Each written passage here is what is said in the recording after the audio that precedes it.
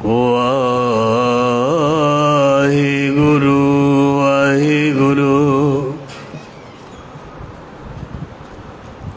ਭਾਦੋਏ ਪਰਮ ਪੁਲਾਣੀਆਂ, ਦੂਜੈ ਲਗਾ ਹੀਤ। ਲਖ ਸ਼ਿੰਗਾਰ ਬਣਾਇਆ, ਕਾਰਜ ਨਾਹੀ ਕੀਤਾ। ਜਿਤ ਦਿਨ ਦੇਹ ਬਿਨ ਸਸੀ, ਤਿਤ ਵਿਲੈ ਕੈਸਨ ਪ੍ਰੀਤ। ਪਕੜ ਚਲਾਇਨ ਧੂਤ ਜਮਾ, ਕਿਸੇ ਨਾ ਦੇਨੀ ਭੇਤ। ਛੱਡ ਖੜੋਤੇ ਕਿਨੇ ਮਾਹੇ, ਜਿਨ ਸਿਉ ਲਗਾ ਹੀਤ। ਹੱਥ ਮਰੋੜੈ ਤਨ ਕਪੇ, ਸਿਆਹ ਹੋਆ ਸੀਤ। ਜਿਹਾ ਬੀਜੈ ਸੋ ਲੁਣੈ, ਕਰਮਾ ਸੰਦੜਾ ਖੇਤ। ਨਾਨਕ ਪ੍ਰਭ ਸਰਨਾਗਤੀ, ਚਰਨ ਮੋਹਿਤ ਪ੍ਰਭ ਦੇਤ। ਸੇ ਭਾਦੋਏ ਨਰਕ ਨਾ ਪਾਈਐ, ਗੁਰ ਰੱਖਣ ਵਾਲਾ ਹੀਤ। ਸੇ ਭਾਦੋਏ ਨਰਕ ਨਾ ਪਾਈਐ, ਗੁਰ ਰੱਖਣ ਵਾਲਾ ਹੀਤ। ਜ਼ਾਹਰਾ ਜ਼ਹੂਰ ਹਾਜ਼ਰਾ ਹਜ਼ੂਰ, ਸਰਵ ਕਲਾ ਭਰਪੂਰ ਸਮਰੱਥ ਗੁਰੂ, ਲੋਕ ਪਰਲੋਕ ਦੇ ਰੱਖਿਅਕ ਮਾਲਕ, ਭਗਤ ਵਸ਼ਲ ਗਿਆਨ ਦੇ ਸਾਗਰ, ਗੁਰੂਆਂ ਦੇ ਗੁਰੂ, ਧੰਨ ਧੰਨ ਸ਼ਬਦ ਗੁਰੂ ਸ੍ਰੀ ਗੁਰੂ ਗ੍ਰੰਥ ਸਾਹਿਬ ਜੀ ਮਹਾਰਾਜ। ਮਹਾਰਾਜ ਜੀ ਦੀ ਪਾਵਨ ਪਵਿੱਤਰ ਗੋਦ ਹਜ਼ੂਰੀ ਦੇ ਵਿੱਚ ਗੁਰੂ ਸ਼ਬਦ ਦੇ ਨਾਲ ਜੁੜ ਬੈਠੀ ਜੁੜ ਰਹੀ ਸਾਧ ਸੰਗਤ ਜੀ ਵਡਭਾਗੇ ਹਾਂ। ਗੁਰੂ ਸਾਹਿਬ ਨੇ ਮਿਹਰ ਕਿਰਪਾ ਦਇਆ ਕੀਤੀ ਹੈ। ਅੰਮ੍ਰਿਤ ਵੇਲਾ ਸੱਚ ਨਾਉ ਵਡਿਆਈ ਵਿਚਾਰ, ਕਰਮੀ ਆਵੈ ਕਪੜਾ ਨਦਰੀ ਮੋਖ ਦੁਆਰ। ਅੱਜ ਭਾਦੋਂ ਦੀ ਸੰਗਰਾਂਦ ਦਾ ਪਵਿੱਤਰ ਦਿਹਾੜਾ ਮਹੀਨਾ ਪ੍ਰਵੇਸ਼ ਹੋਇਆ। ਭਾਦੋਏ ਵੀ ਕਹਿੰਦੇ ਹਨ, ਭਾਦਰੋਂ ਵੀ ਕਹਿੰਦੇ ਹਨ, ਭਾਦੋਂ ਵੀ ਕਹਿੰਦੇ ਹਨ। ਕਈ ਅੱਖਰਾਂ ਦੇ ਨਾਲ ਇਹ ਨਾਮ ਲੈ ਕੇ ਅਸੀਂ ਆਪਣੀ ਬੋਲੀ ਵੀ ਹੈ। ਜੋ ਗੁਰੂ ਗ੍ਰੰਥ ਸਾਹਿਬ ਜੀ ਵਿੱਚ ਲਿਖਿਆ ਉਹ ਭਾਦੋਏ, ਭੱਬੇ ਨੂੰ ਕੰਨਾ, ਦੱਦੇ ਨੂੰ ਔਂਕੜ, ਈੜੀ ਨੂੰ ਸਿਹਾਰੀ। ਆਮ ਕਹਿਣ ਵਿੱਚ ਭਾਦਰੋਂ ਜਾਂ ਭਾਦੋਂ ਇਹ ਲਫ਼ਜ਼ ਵਰਤਿਆ ਜਾਂਦਾ। ਸੋ ਖੈਰ ਸਭ ਲਫ਼ਜ਼ ਅੱਛੇ ਹਨ, ਮੁਬਾਰਕ ਹਨ। ਸੋ ਗੁਰੂ ਸਾਹਿਬ ਮਹਾਰਾਜ ਮਿਹਰ ਕਰ ਰਹੇ ਹਨ, ਕਿਰਪਾ ਕਰ ਰਹੇ ਹਨ। ਆਓ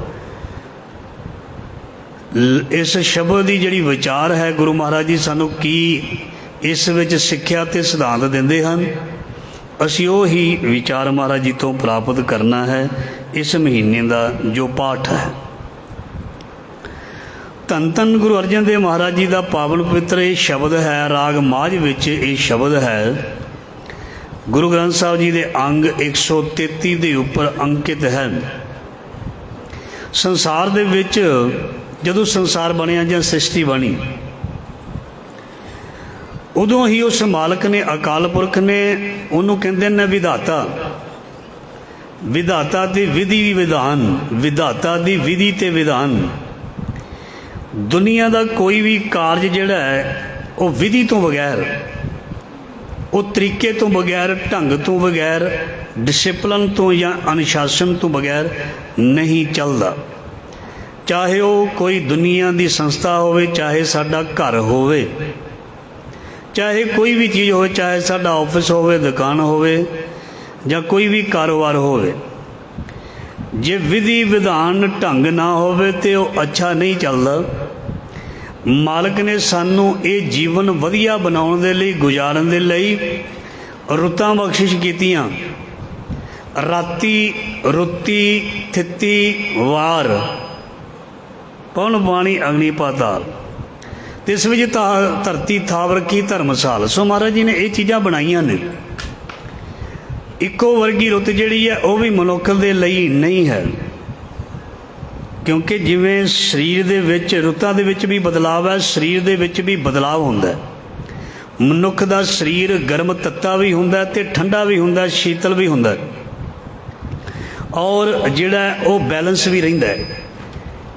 ਵੈਸੇ ਰੁੱਤਾਂ ਦਾ ਬਹੁਤ ਪ੍ਰਭਾਵ ਵੀ ਹੈ, ਸਮੇਂ ਦਾ ਪ੍ਰਭਾਵ ਵੀ ਹੈ, ਮੌਸਮ ਦਾ ਪ੍ਰਭਾਵ ਵੀ ਹੈ। ਅਤੇ ਗੁਰੂ ਸਾਹਿਬ ਮਹਾਰਾਜ ਜੀ ਸਾਨੂੰ ਇਸ ਧਰਤੀ 'ਤੇ ਸਾਨੂੰ ਉਹਨਾਂ ਨੇ ਪੈਦਾ ਕੀਤਾ, ਅਤੇ ਨਾਲ ਹੀ ਉਹਨਾਂ ਨੇ ਸਾਡੇ ਜੀਵਨ ਨੂੰ ਚਲਾਉਣ ਦੇ ਲਈ ਜਾਂ ਜੀਵਨ ਬਤੀਤ ਕਰਨ ਦੇ ਲਈ ਅਲੱਗ-ਅਲੱਗ ਰੁੱਤਾਂ, ਮੌਸਮ, ਮਹੀਨੇ, ਦਿਨ, ਇਹ ਸਭ ਕੁਝ ਉਸ ਮਾਲਕ ਨੇ ਸਾਨੂੰ ਬਖਸ਼ਿਸ਼ ਕਰਕੇ ਦਿੱਤੀਆਂ ਹਨ। ਸਭੇ ਰੁੱਤੀ ਚੰਗੀਆਂ, ਸਾਰੀਆਂ ਹੀ ਰੁੱਤਾਂ ਅਤੇ ਸਾਰੇ ਹੀ ਮਹੀਨੇ, ਸਾਰੇ ਹੀ ਦਿਨ ਜਿਹੜੇ ਬਹੁਤ ਚੰਗੇ ਹਨ। ਜਿਵੇਂ ਅੱਜ ਦਾ ਮਹੀਨਾ ਭਾਦੋਂ ਹੀ ਹੈ, ਅੱਜ ਦੇ ਮਹੀਨੇ ਵਿੱਚ ਸੰਸਾਰ ਦੀ ਨਾਸ਼ਵੰਤਤਾ ਜਿਹੜੀ ਹੈ ਨਾ, ਮੌਤ ਦੇ ਬਾਰੇ ਇਸ ਸ਼ਬਦ ਦੇ ਵਿੱਚ ਸਭ ਕੁਝ ਲਿਖਿਆ ਹੋਇਆ। ਅੱਜ ਦੇ ਜੋ ਮਹੀਨੇ ਦਾ ਪਾਠ ਹੈ ਅਤੇ ਉਹਦੇ ਮੁਤਾਬਕ ਹੀ ਅਸੀਂ ਸ਼ਬਦ ਦੀ ਵਿਚਾਰ ਕਰਨੀ ਹੈ। ਸੋ ਮੈਂ ਬੇਨਤੀ ਕਰ ਰਿਹਾ ਸੀ, ਇਹ ਜਿਹੜੇ ਮੌਸਮ, ਰੁੱਤਾਂ, ਮਹੀਨਾ, ਇਹ ਸਾਰਾ ਹੀ ਸਾਨੂੰ ਉਸ ਪਰਮ ਪਿਤਾ ਮਾਲਕ ਨੇ ਬਖਸ਼ਿਸ਼ ਕਰਕੇ ਸਾਨੂੰ ਦਿੱਤਾ। ਉਸ ਰੁੱਤ ਵਿੱਚ, ਮਹੀਨੇ ਵਿੱਚ ਅਸੀਂ ਜੀਵਨ ਬਤੀਤ ਕਰਦੇ ਹਾਂ।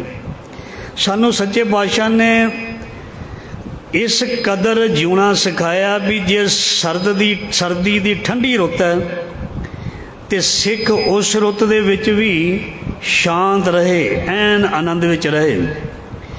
ਜੇ ਬਹਾਰ ਬਦਲਦੀ ਹੈ, ਚਾਹੇ ਪਤਝੜ ਆਉਂਦੀ ਹੈ, ਬਸੰਤ ਆਉਂਦੀ ਹੈ, ਚਾਹੇ ਗਰਮੀ ਦੀ ਰੁੱਤ ਆਉਂਦੀ ਹੈ, ਜੇਠ ਹਾੜ ਦੀਆਂ ਧੁੱਪਾਂ ਆਉਂਦੀਆਂ ਹਨ, ਜਾਂ ਕੱਕਰ ਆਉਂਦਾ, ਪਾਲਾ ਆਉਂਦਾ, ਉਹ ਸਾਰੀਆਂ ਰੁੱਤਾਂ ਦੇ ਵਿੱਚ ਸਿੱਖ ਦਾ ਜਿਹੜਾ ਬੈਲੈਂਸ ਹੈ ਨਾ, ਅੰਦਰਲਾ ਜਿਹੜਾ ਸੰਤੁਲਨ ਹੈ, ਬਾਹਰੀ ਪ੍ਰਭਾਵ ਹੈ, ਅੰਦਰਲਾ ਪ੍ਰਭਾਵ ਹੈ, ਉਹ ਜਿਹੜਾ ਬਹੁਤ ਹੀ ਵਧੀਆ ਜਿਹੜਾ ਹੋਣਾ ਚਾਹੀਦਾ। ਮਤਲਬ ਸਾਰੇ ਹੀ ਦਿਨਾਂ ਦੇ ਵਿੱਚ, ਸਾਰੇ ਹੀ ਮੌਸਮਾਂ ਦੇ ਵਿੱਚ, ਸਾਰੇ ਹੀ ਮਹੀਨਿਆਂ ਵਿੱਚ, ਸਾਰੀਆਂ ਹੀ ਰੁੱਤਾਂ ਦੇ ਵਿੱਚ ਇਨਸਾਨ ਨੂੰ ਮਤਲਬ ਖੁਸ਼ ਪ੍ਰਸੰਨ ਰਹਿਣਾ ਚਾਹੀਦਾ।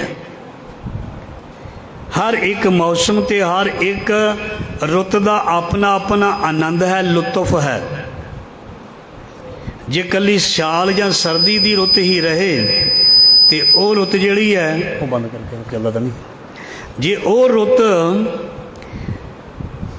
ਇੱਕੋ ਹੀ ਰੁੱਤ ਰਹੇ ਅਤੇ ਮਨੁੱਖ ਜਿਹੜਾ ਉਸ ਰੁੱਤ ਦੇ ਮੁਤਾਬਕ ਜਿਹੜਾ ਉਹ ਰਹਿ ਨਹੀਂ ਸਕਦਾ। ਇਸ ਕਰਕੇ ਜ਼ਿੰਦਗੀ ਦੇ ਵਿੱਚ ਜਿਵੇਂ ਬਾਲ, ਜਵਾਨੀ ਔਰ ਬਿਰਧ ਫੁੱਲ ਤੀਨ ਅਵਸਥਾ ਜਾਣ, ਮਨੁੱਖ ਦੀ ਜ਼ਿੰਦਗੀ ਦੇ ਵਿੱਚ ਜਿਹੜੀ ਅਵਸਥਾ ਜਿਵੇਂ ਬਦਲਦੀ ਹੈ, ਇਸੇ ਤਰ੍ਹਾਂ ਦਿਨ, ਬਹਾਰਾਂ, ਰੁੱਤਾਂ ਵੀ ਬਦਲਦੀਆਂ ਹਨ। ਸੋ ਇਹ ਅੱਜ ਜੋ ਮਹੀਨਾ ਹੈ ਉਹ ਭਾਦੋਂ ਦਾ ਹੈ। ਸੋ ਉਸ ਮਹੀਨੇ ਦੇ ਵਿੱਚ ਆਰੰਭ ਦੀ ਪੰਕਤੀ ਹੈ, ਭਾਦੋਏ ਭਰਮ ਭੁਲਾਣੀਆਂ ਦੂਜੇ ਲੱਗਾ ਹੇਤ। ਭਾਦੋਂ ਦੇ ਮਹੀਨੇ ਦੇ ਵਿੱਚ ਜਿਹਨੂੰ ਕਹਿੰਦੇ ਨੇ ਗੁੰਮਾ, ਤਰਾਟਕਾ, ਇਹ ਚੀਜ਼ ਜਿਹੜੀ ਹੈ ਇਸ ਮਹੀਨੇ ਦੇ ਵਿੱਚ ਕਾਫੀ ਜਿਹੜੀ ਹੈ ਭੜਾਸ ਵੀ ਕਹਿ ਸਕਦੇ ਹਾਂ, ਇਹ ਜਿਹੜੀ ਇਸ ਮਹੀਨੇ ਵਿੱਚ ਆਈ ਰਹਿੰਦੀ ਹੈ, ਛਾਈ ਰਹਿੰਦੀ ਹੈ। ਕਿਉਂਕਿ ਜਿਹੜੀ ਫਸਲ ਅਸੀਂ ਬੀਜਦੇ ਹਾਂ, ਉਹ ਫਸਲ ਜਿਹੜਾ ਆਪਣਾ ਅਸਰ ਹੈ, ਆਪਣੀ ਗਰਮੈਸ਼ ਜਿਹੜੀ ਹੈ ਉਹ ਵੀ ਦੱਸਦੀ ਹੈ, ਅਤੇ ਕੁਦਰਤੀ ਮੌਸਮ ਵੀ ਰੱਬ ਨੇ ਇਸ ਤਰ੍ਹਾਂ ਦਾ ਹੀ ਬਣਾਇਆ। ਕਿਉਂਕਿ ਇਹ ਤਰਾਟਕੇ ਤੋਂ ਬਾਅਦ, ਗੁੰਮੇ ਤੋਂ ਬਾਅਦ ਜਿਹੜਾ ਉਹ ਠੰਡਕ ਹੌਲੀ ਹੌਲੀ ਆਉਣੀ ਹੈ, ਹੌਲੀ ਹੌਲੀ। ਇਸ ਕਰਕੇ ਗੁਰੂ ਸਾਹਿਬ ਮਹਾਰਾਜ ਜੀ ਸਾਨੂੰ ਦੱਸ ਰਹੇ ਨੇ ਵੀ ਇਸ ਮਹੀਨੇ ਦੇ ਵਿੱਚ ਜਿਵੇਂ ਹੁਮਸ, ਜਿਵੇਂ ਗੁੰਮਾ, ਭੜਾਸ ਜਾਂ ਤਰਾਟਕਾ, ਇਹਦੇ ਵਿੱਚ ਮਨ ਜਿਹੜਾ ਬੇਚੈਨ ਹੁੰਦਾ ਹੈ, ਮਨ ਜਿਹੜਾ ਕਈ ਵਾਰ ਤਕਲੀਫ ਮਹਿਸੂਸ ਕਰਦਾ, ਥੋੜ੍ਹੀ ਜਿਹੀ ਅਸੀਂ ਪੱਖਾ ਬੰਦ ਕਰ ਦਈਏ, ਏਸੀ ਬੰਦ ਕਰ ਦਈਏ ਅਤੇ ਸਾਨੂੰ ਬੜੀ ਗਰਮੀ ਜਿਹੜੀ ਹੈ ਮਹਿਸੂਸ ਹੋਣ ਲੱਗ ਜਾਏਗੀ, ਖਾਸ ਕਰਕੇ ਅੱਜ ਦੇ ਮਨੁੱਖ ਨੂੰ। इस करके साडा मन फिर चाहुंदा है भी थोड़ा जिहा शीतलता ठंडक सानूं मिले। ਉਹ ਫਿਰ ਠੰਡਕ ਜਿਹੜੀ ਹੈ ਅਸੀਂ ਦੁਨਿਆਵੀ ਜਿਹੜੀਆਂ ਚੀਜ਼ਾਂ ਨੇ ਸਾਧਨ ਹਨ ਉਹਨਾਂ ਤੋਂ ਅਸੀਂ ਪ੍ਰਾਪਤ ਕਰਦੇ ਹਾਂ। ਸੋ ਗੁਰੂ ਸਾਹਿਬ ਜੀ ਕਹਿੰਦੇ ਨੇ ਇਸੇ ਤਰ੍ਹਾਂ ਜਿਵੇਂ ਬਾਹਰਲਾ ਮੌਸਮ ਜਾਂ ਭਾਦੋਂ ਦੀ ਰੁੱਤ ਜਿਹੜੀ ਹੈ ਮਹੀਨਾ ਜਿਹੜਾ ਸਰੀਰ ਨੂੰ ਪ੍ਰਭਾਵਿਤ ਕਰਦਾ ਅਤੇ ਜਿਸ ਦੇ ਅੰਦਰ ਮਹਾਰਾਜ ਜੀ ਕਹਿੰਦੇ ਨੇ ਇੱਕ ਗੁੰਮ-ਸੁੰਮ ਚੀਜ਼ ਬਣੀ ਹੋਈ ਹੈ। ਧਿਆਨ ਦੇਣਾ, ਜਿਸ ਦੇ ਅੰਦਰ ਵੀ ਤਰਾਟਕ ਹੈ, ਜਿਸ ਦੇ ਅੰਦਰ ਵੀ ਹੁਮਸ ਹੈ, ਉਹਨੂੰ ਵੀ ਅੰਦਰੋਂ ਸ਼ੀਤਲਤਾ ਨਹੀਂ ਮਿਲਦੀ, ਸ਼ਾਂਤ ਨਹੀਂ ਹੁੰਦਾ। ਜਾਂ ਜੇ ਕਹਿ ਲਈਏ ਉਹਨੂੰ ਭਟਕਣਾ ਲੱਗੀ ਰਹਿੰਦੀ ਹੈ। ਜਿਵੇਂ ਬਾਹਰਲੀ ਭੜਾਸ ਅਤੇ ਗਰਮੀ ਸਰੀਰ ਨੂੰ ਤੰਗ ਕਰਦੀ ਹੈ, ਇੱਦਾਂ ਹੀ ਮਨੁੱਖ ਦੇ ਅੰਦਰ ਜਿਹੜੀ ਦੁਬਦਾ, ਭਰਮ, ਨਿੰਦਿਆ, ਚੁਗਲੀ, ਝੂਠ, ਧੋਖਾ, ਫਰੇਬ, ਮੈਂ ਮੇਰੀ, ਇਹ ਸਾਰੀਆਂ ਚੀਜ਼ਾਂ ਇੱਕ ਭੜਾਸ ਦੇ ਵਾਂਗ ਹਨ, ਇੱਕ ਗਰਮੀ ਦੇ ਵਾਂਗ ਹਨ। ਅਤੇ ਇਹ ਵੀ ਮਨੁੱਖ ਨੂੰ ਗੁਰੂ ਸਾਹਿਬ ਨੇ ਬਾਣੀ ਵਿੱਚ ਲਿਖਿਆ ਵੀ ਬੇਚੈਨ ਕਰਦੀਆਂ ਨੇ। ਇਕੱਲੀ ਉਹਨਾਂ ਨੇ ਬਾਹਰਲੇ ਮੌਸਮ ਦੀ ਉਦਾਹਰਨ ਦੇ ਕੇ ਨਹੀਂ ਚੁੱਪ ਕਰ ਜਾਣਾ ਸਤਿਗੁਰ ਨੇ। ਪਹਿਲਾਂ ਤਾਂ ਪਦ ਅਰਥ ਵਿੱਚ ਸਾਨੂੰ ਉਸੇ ਤਰ੍ਹਾਂ ਹੀ ਦੱਸਣਾ, ਫਿਰ ਜਦੋਂ ਅਸੀਂ ਭਾਵ ਅਰਥ ਕਰਾਂਗੇ, ਜਿਹੜਾ ਭਾਵ ਅਰਥ ਹੈ ਉਹ ਸਾਰਾ ਹੀ ਸਾਡੇ ਮਨ ਨਾਲ ਇਹ ਅਟੈਚ ਹੈ, ਇਹਦੇ ਨਾਲ ਟੱਚ ਹੈ, ਸੰਬੋਧਨ ਹੈ, ਸਾਰਾ ਕੁਛ ਮਨ ਨੂੰ ਸੰਬੋਧਨ ਹੈ। ਸੋ ਮਨ ਦੀ ਗੱਲ ਹੈ।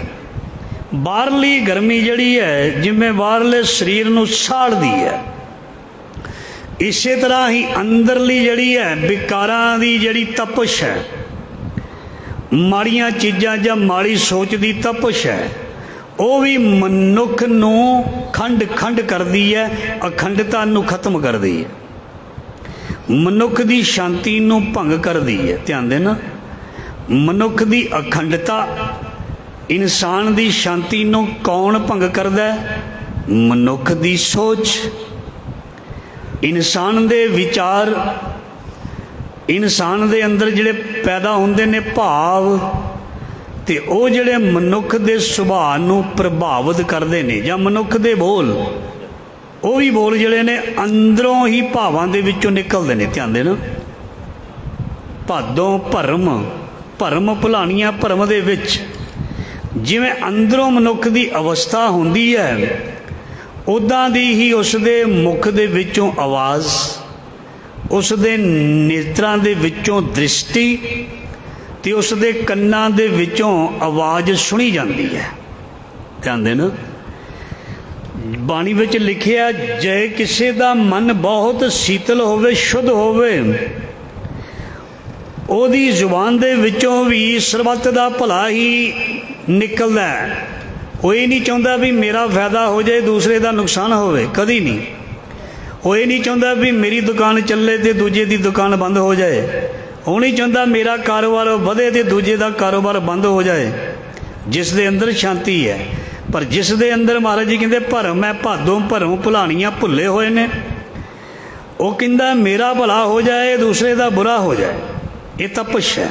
ਜਿਵੇਂ ਬਾਹਰਲੀ ਤਪਸ਼ ਸਰੀਰ ਨੂੰ ਪ੍ਰਭਾਵਿਤ ਕਰਦੀ ਹੈ, ਔਰ ਅੰਦਰਲੀ ਤਪਸ਼ ਜਿਹੜੀ ਹੈ ਮਨੁੱਖ ਦੇ ਮਨ ਨੂੰ ਪ੍ਰਭਾਵਿਤ ਕਰਦੀ ਹੈ। ਜਦੋਂ ਸਰੀਰ ਨੂੰ ਸੇਕ ਲੱਗਦਾ ਅਤੇ ਸਰੀਰ 'ਤੇ ਧੱਫੜ ਤੱਕ ਹੋ ਜਾਂਦੇ ਨੇ, ਜਿਨ੍ਹਾਂ ਦੀ ਚਮੜੀ ਬਹੁਤ ਸੈਂਸਿਟਿਵ ਹੁੰਦੀ ਹੈ, ਉਹ ਲਾਲ ਹੋ ਜਾਂਦੀ ਹੈ। ਅਤੇ ਜਿਸ ਦੇ ਮਨ ਨੂੰ ਮਾੜੀ ਸੋਚ, ਵਿਚਾਰ ਜਾਂ ਵਿਕਾਰਾਂ ਦੀ ਤਪਸ਼ ਲੱਗਦੀ ਹੈ, ਉਹਦੇ ਮਨ ਦੇ ਵਿੱਚੋਂ ਵੀ ਇੱਕ ਉਬਾਲ ਬਾਹਰ ਆਉਂਦਾ। ਧਿਆਨ ਦੇਣਾ, ਜਿਵੇਂ ਪਾਣੀ ਗਰਮ ਰੱਖਿਆ ਹੋਵੇ ਅਤੇ ਉਹ ਉਬਾਲੇ ਮਾਰਦਾ ਅਤੇ ਪਾਣੀ ਜਿਹੜਾ ਹੈ ਭਾਫ ਬਣ ਕੇ ਕਈ ਵਾਰ ਖਤਮ ਵੀ ਹੋ ਜਾਂਦਾ ਅੰਦਰੋਂ। ਧਿਆਨ ਦੇਣਾ, ਜਦੋਂ ਪਾਣੀ ਨੂੰ ਅਸੀਂ ਉਬਾਲੀ ਜਾਵਾਂਗੇ ਪਾਣੀ ਦਾ ਵਜੂਦ ਮਿਟ ਸਕਦਾ। ਤੁਸੀਂ ਕੋਈ ਤਿਲਵਾ ਕਿਧਰੇ ਭੁੱਲ ਭੁਲੇਖੇ ਕਿਸੇ ਨੇ ਗੈਸ ਚੁੱਲ੍ਹਾ ਬੰਦ ਨਾ ਕੀਤਾ ਹੋਵੇ, ਪਾਣੀ ਰਿੱਝਦਾ ਰਹੇ 2 ਘੰਟੇ ਅਤੇ ਉਹ ਸੁੱਕ ਕੇ ਪਤੀਲਾ ਵੀ ਕਈ ਵਾਰ ਸੜ ਜਾਂਦਾ। ਉਹ ਕਿੱਧਰ ਗਿਆ? ਤਪਸ਼ ਨੇ ਇੱਕ ਬਹੁਤ ਪਿਆਰੀ ਚੀਜ਼ ਨੂੰ ਨਾਸ਼ ਕਰ ਦਿੱਤਾ। ਪਹਿਲਾ ਪਾਣੀ ਜਿਉ ਹੈ ਜਿਤਾਰਿਆ ਸਭ ਗੋਏ। ਉਸ ਪਾਣੀ ਦੇ ਨਾਲ ਦੇਖੋ ਕਿੰਨਾ ਸੋਹਣਾ ਅਸੀਂ ਪੀ ਕੇ ਉਸ ਨੂੰ ਗੁਜ਼ਾਰਾ ਕਰਨਾ ਸੀ, ਖਾਣਾ ਬਣਾ ਲੈਣਾ ਸੀ। ਪਰ ਜਦੋਂ ਜ਼ਿਆਦਾ ਅਗਨੀ ਉਸ ਨੂੰ ਦਿੱਤੀ ਗਈ उस पानी ने अपना वजूद ही मिटा लिया। इस तरह भावें किसी का मन जिहड़ा है वो सतसंगी क्यों ना हो, भावें किसी का मन भगत क्यों ना बनया होवे, जदों विकारां दा बालन लाया जांदा है ते ईरखा दे भांबड़ मचदे ने, नफरत दे भांबड़ मचदे ने, ते महाराज जी कहंदे सब कुछ नाश हो जांदा है। एक जिहड़ा बोल है ना सब कुछ नाश कर दिंदा। एक बोल ने कौरवां नूं खत्म कर दिता। एक बोल ने, वो किहड़ा बोल सी? दुर्योधन द्वारा अपनी भरजाई द्रौपदी द्वारा अपने दिओर दुर्योधन नूं है मखौल सी, पर वह बचन वाला कौड़ा सी। उस बचन ने सब कुछ खत्म कर दिता। जिमें पानी नूं उबाल के अग ने उहदा वजूद खत्म कर दिता। उस भरजाई द्रौपदी ने एक बार महल दे विच ऐसी चित्रकारी की सी, जिथे पानी सी उत्थे जमीन लगे, जिथे जमीन सी उत्थे पानी। दुर्योधन जदों उस महल दे विच एंटर होंदा है तो उन्होंने इदां लगदा भी अगे तो पानी का तलाब है। वो बड़ा अपना हौली हौली मतलब कपड़े तां चक के जो भी उसने वस्त्र पाए होंदे ने पैर रखदा, पर वो पानी हुंदा ही नहीं। तो अगे उन्होंने धरती दिसदी है। द्रौपदी कहंदी है पानी है। वो कहंदा लै ते धरती एवें मैनू भुलेखा पाउंदी है। भादों ये भरम भुलानी आ, बस भरम दे विच जिंदगी देखो कित्थे तक पहुँच गई। उन्होंने भरम लगा, कहंदा नहीं नहीं नहीं, ये तो जमीन है। उन्हें जदों पैर रखिया तो वो सी उहदी चित्रकारी, तो वह पानी सी उहदा पैर विच पिया, तो वह मूँह भर डिग्या, तो उहदे विच वह पूरा उन्होंने ऐन पूरा गोता लग गया। वो बड़ी हसी, बड़ी खुश हुई, बड़ी हसी, बड़ी खुश हुई। पर बाणी दे विच लिखिया है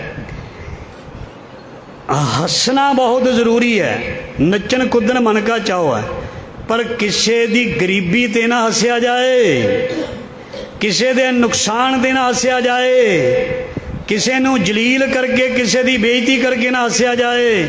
नहीं तो महाराज जी कहते वो चीज़ मुड़ के तेरे वल परतेगी, तेरे वल। कुदरत दा कानून है, गेंद नूं तुसीं धरती ते मारो, गुरुता बल पढ़े होवांगे अपनी, जां कंध ते गेंद नूं मारो, उन्नी जोर नाल अपने वल आउंदी है। जिन्ने पावर दे नाल असीं कोई बचन सुट्टांगे, उन्ने उहदे नालों शायद ज़्यादा पावर दे नाल ओह वापस साडे वल आएगा। जिन्ना असीं इस संसार दे विच रह के भला करांगे, उन्ना ही भला अग्यों आएगा। जिन्ने ही असीं मिठे बोल बल्लां बोलांगे, ਉਹਦੇ नालों किधरे ज़्यादा बोल चंगे अग्यों आउणगे। जे कोई माड़ा बोल असीं कड्डांगे, एक बोल के देखो एक दे कई वापस आउणगे माड़े। हो सकता है सानू इन्नी ट्रेनिंग ना होवे माड़े बोलां दी, अगले नूं सामने वाले नूं बहुत होवे, ਉਹਦਾ बहुत तजर्बा होवे, वो पूरी तसल्ली करा दिंदा। इस करके मोह के बोलन बोलिया जित सुन धरे प्यार। द्रौपदी कहती अन्ने दा अन्ना, ये लफज द्रौपदी ने किया अपने देवर दुर्योधन। वो एकदम तरबक पिया भी ये मैनू बचन की बोल दिता। भावें दिओर भरजाई का मखौल मन्निया गया, भावें मखौल मन्निया गया। वैसे बाणी विच ते इस तरह भी लिखिया जे कोई नहीं चाहता तो उस दे नाल ना किया जाए, कुल भी डूब सकता है। कुल डुबी सी ना कौरवां दी, पंक्ति पढ़न लगा मैं। दुर्वासा स्यों करत ठगौरी यादवे फल पाए। यादवां ने फल पालिया सी, दुर्वासा रिखी नूं टिच्चर मखौल जां माड़ा बोल बोलिया सी। दुर्वासा ऋषि नूं जिहड़े कृष्ण महाराज जी सी यादव सी, उन्हां दी कुल दे बच्चे नौजवानां ने अपने पेट नूं लोहे का बाटा बन के लड़कियां वाले कपड़े पा के दुर्वासा ऋषि जिहदा नाम गुरु ग्रंथ साहिब विच आउंदा है, उन्होंने ऋषि नूं मखौल करते सी भी ये जिहड़ा तुहाडे कोल लड़की लिआंदी है, उन्होंने कपड़े पवाए सी मुंडे नूं, लड़कियां वाले नौजवान नूं। ये साखी है। वार वार महापुरखां नूं पुछना भी ਇਹਦੇ ਪੇਟ ਦੇ ਵਿੱਚੋਂ ਕੀ ਪੈਦਾ ਹੋਏਗਾ। ਉਹ ਮਹਾਂਪੁਰਖ ਜਾਣਦਾ, ਰਿਸ਼ੀ ਜਾਣਦਾ, ਕਹਿੰਦਾ ਚਲੇ ਜਾਓ, ਚਲੇ ਜਾਓ, ਚਲੇ ਜਾਓ, ਵਾਰ ਵਾਰ ਕਹਿੰਦਾ ਚਲੇ ਜਾਓ। ਉਹ ਨਹੀਂ ਹਟੇ, ਕਹਿੰਦੇ ਨਹੀਂ ਬਾਬਾ ਜੀ ਦੱਸੋ। ਉਹ ਕਹਿੰਦਾ ਮੈਂ ਕਿਹਾ ਜਾਓ ਬੱਚਿਓ, ਇੱਦਾਂ ਨਹੀਂ ਕਰੀਦਾ ਹੁੰਦਾ, ਕਿਸੇ ਰੱਬ ਦੇ ਪਿਆਰੇ ਦੇ ਨਾਲ ਇੱਦਾਂ ਨਹੀਂ ਖਈਦਾ ਹੁੰਦਾ। ਸੁਖ ਨਾ ਪਾਇਨ ਮੁਗਧ ਨਰ ਸੰਤ ਨਾਲ ਕਹਾਂਦੇ, ਭਾਗਵਾਨ ਸੇਵਾ ਕਰੇ ਹੁਜਤ ਕਰੇ ਪਲੀਤ, ਸੰਤਨ ਛੇਤੀ ਮਸ਼ਕਰੀ ਕੁਲ ਡੋਬਣ ਕੀ ਰੀਤ। ਭਾਗਵਾਨ ਸੇਵਾ ਕਰੇ ਹੁਜਤ ਕਰੇ ਪਲੀਤ, ਸੰਤਨ ਛੇਤੀ ਮਸ਼ਕਰੀ ਕੁਲ ਡੋਬਣ ਕੀ ਰੀਤ। ਕਿਧਰੇ ਕੋਈ ਰੱਬ ਦਾ ਪਿਆਰਾ ਜੁੜਿਆ ਹੋਵੇ। ਬਹੁਤ ਸਾਖੀਆਂ ਨੇ, ਤੇ ਉਹਨਾਂ ਨੇ ਜਦੋਂ ਮਖੌਲ ਕੀਤਾ ਤੇ ਉਹਨਾਂ ਦਾ ਨਾਸ਼ ਹੋ ਗਿਆ। ਉਹਨਾਂ ਨੇ ਜਦੋਂ ਕੋਈ ਗਲਤ ਕਰਮ ਕੀਤਾ ਰੱਬ ਦੇ ਪਿਆਰਿਆਂ ਦੇ ਨਾਲ, ਉਹਨਾਂ ਦੀਆਂ ਕੁਲਾਂ ਤਬਾਹ ਹੋ ਗਈਆਂ। ਤੇ ਦੁਰਵਾਸਾ ਰਿਸ਼ੀ ਨੇ ਫਿਰ ਬੋਲਿਆ ਸੀ ਮੂੰਹ ਦੇ ਵਿੱਚੋਂ, ਕਹਿੰਦੇ ਇਸ ਪੇਟ ਦੇ ਵਿੱਚੋਂ ਤੁਹਾਡੀ ਕੁਲ ਨੂੰ ਨਾਸ਼ ਕਰਨ ਵਾਲਾ ਪੈਦਾ ਹੋਏਗਾ। ਤੁਸੀਂ ਸਾਖੀ ਬਹੁਤ ਲੰਮੀ ਹੈ। ਕ੍ਰਿਸ਼ਨ ਜੀ ਦੁਆਪਰ ਯੁੱਗ ਦੇ ਭਗਵਾਨ ਨੇ, ਉਹਨਾਂ ਦਾ ਅੰਤ ਕਿਵੇਂ ਆਇਆ ਇਹ ਬਚਨ ਦੁਆਰਾ ਹੋਇਆ ਸੀ, ਯਾਦਵਾਂ ਦੀ ਕੁਲ ਦਾ ਨਾਸ਼। ਇਸ ਕਰਕੇ ਐਸਾ ਬਚਨ ਨਾ ਮੁਖ ਦੇ ਵਿੱਚੋਂ ਨਿਕਲ ਜਾਏ, ਆਪਣਾ ਤੇ ਬੁਰਾ ਹੋਣਾ ਹੀ ਹੋਣਾ। ਕਿਤੇ ਮਹਾਰਾਜ ਜੀ ਕਹਿੰਦੇ ਜੇ ਕੁੱਲਾਂ ਤਰਦੀਆਂ ਹਨ ਤੇ ਕੁੱਲਾਂ ਤਬਾਹ ਵੀ ਹੁੰਦੀਆਂ ਹਨ ਬਚਨ ਦੇ ਨਾਲ। ਕਹਿੰਦੇ ਨਾ ਬਚਨ ਦੇ ਨਾਲ 21 ਕੁੱਲਾਂ ਤਰਦੀਆਂ। ਜੇ ਬਚਨ ਦੇ ਨਾਲ ਕੁੱਲਾਂ ਤਰਦੀਆਂ ਹਨ ਤੇ ਬਚਨ ਦੇ ਨਾਲ ਫਿਰ ਤਬਾਹ ਵੀ ਹੁੰਦੀਆਂ ਹਨ। ਬਹੁਤ ਸਾਖੀਆਂ ਹਨ। ਤੇ ਦੁਰਯੋਧਨ ਨੂੰ ਜਦੋਂ ਇਹ ਬਚਨ ਉਸ ਦੀ ਭਰਜਾਈ ਨੇ ਕਹਿ ਦਿੱਤਾ, ਭਾਦੋਂ ਹੀ ਭਰਮ ਭੁਲਾਣੀ ਹੈ ਦੂਜੇ ਲੱਗਾ ਹੈ, ਤੇ ਜੋ ਪ੍ਰਮਾਣ ਵਿੱਚੋਂ ਹੀ ਆ ਗਿਆ।